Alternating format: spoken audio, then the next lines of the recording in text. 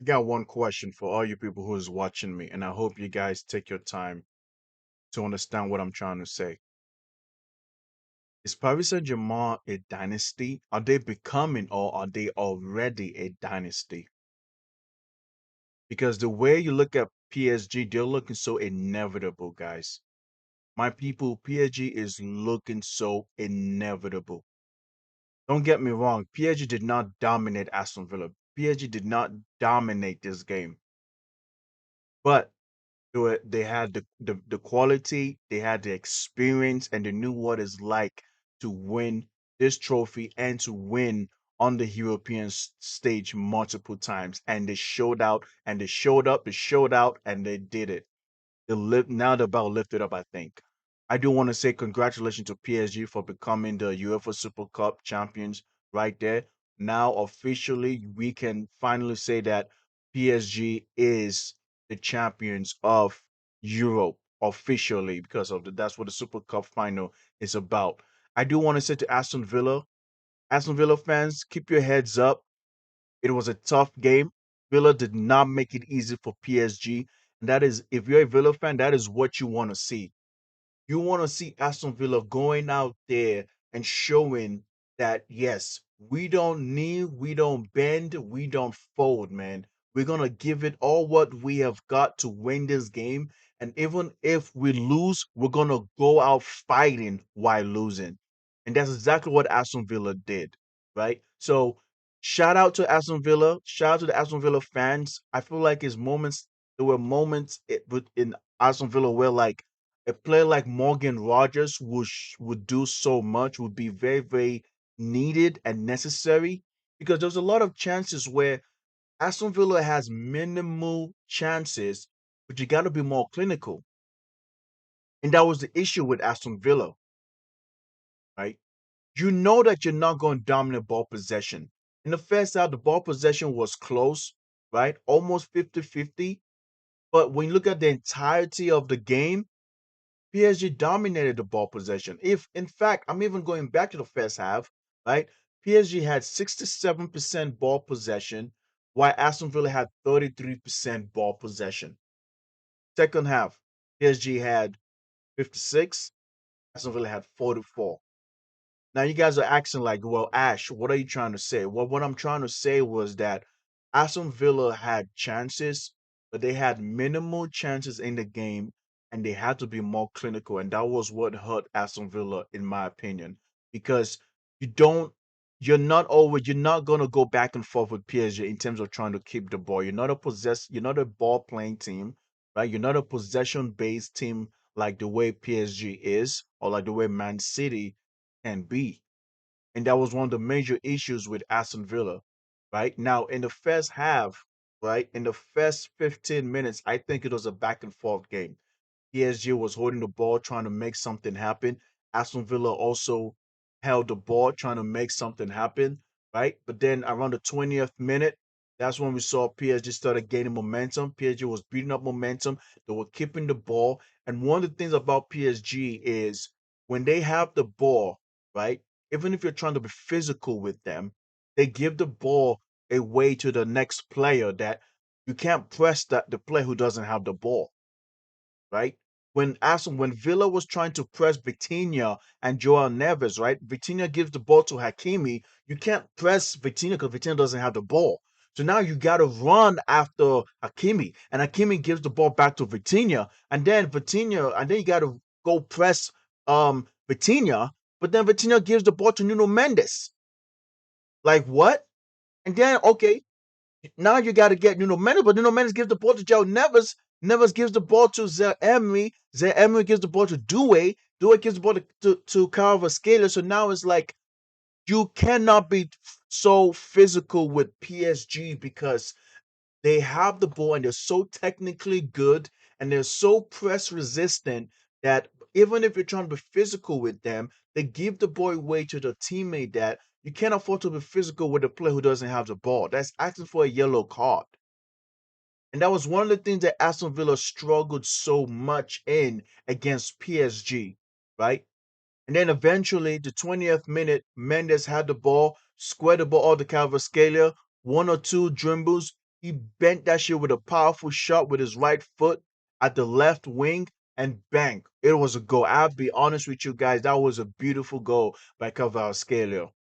That was an amazing goal. What I saw from Kvaratskhelia was fantastic. I really enjoyed what I saw, and I have to say, man, this guy is gonna be a problem this upcoming Champions League season.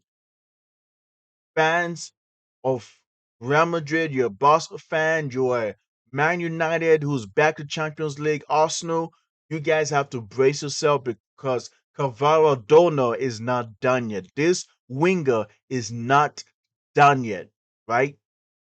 Now, I'm going to be straight up honest with you guys. Aston Villa, they also fought very good in the first half as well. They had a couple chances as well, some long balls. They played a long ball to a 17-year-old Brian Madjo. Unfortunately, he had two chances to score the goals before he eventually scored. He had two other chances to score a goal, and I have to say, Madjo to me was an amazing player, man. He was very, very solid. This is a 17-year-old kid from Luxembourg. He doesn't look 17. He's big. I mean, I'm like, how tall is this guy, right? I'm trying to look him up. This guy is 6'4". 6'4", 17 years old. Took the most shots for his team. Eventually scored a goal, two chances created, one shot on target, four shots off target, right? One blocked shot. Hit the woodwork one time. This guy, Brian Madjo, is a beast. I think Aston Villa got themselves in jam, and that is one bright spot that you could like. If you want to talk about one of the bright spots about Aston Villa, is the number 9 striker, bro, Brian Madjo from Luxembourg, 17 years old kid, bro.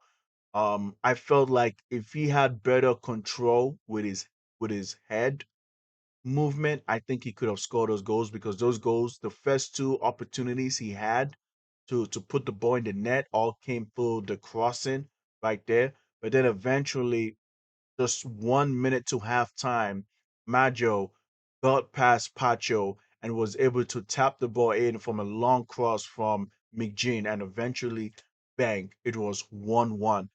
Very, very well done from John McGinn, who played really solid for his World Cup for Scotland, right?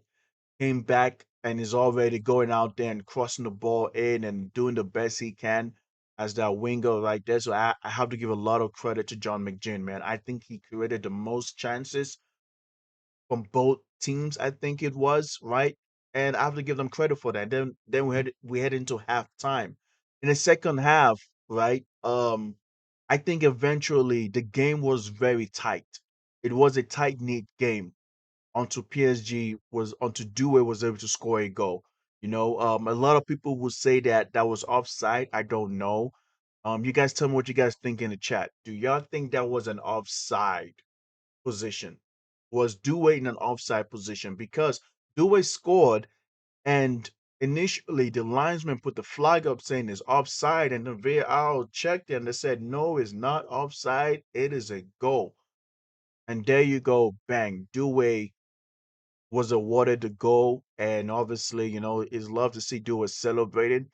I think what people have to understand is that it's gonna be very interesting for the fact that Bradley Barcola is leaving, so we are gonna see Desiree Doué have more playing time. Even though he played a lot of games last season, we're talking about more minutes. So we're talking about a duo that could play I could play an extra 20, 10 to 15 to 20 minutes in the game because of Bacola, who's eventually is leaving, I believe, even though he's leaving for way too like amount of money, way too much money, when he's not worth close to 150 mil.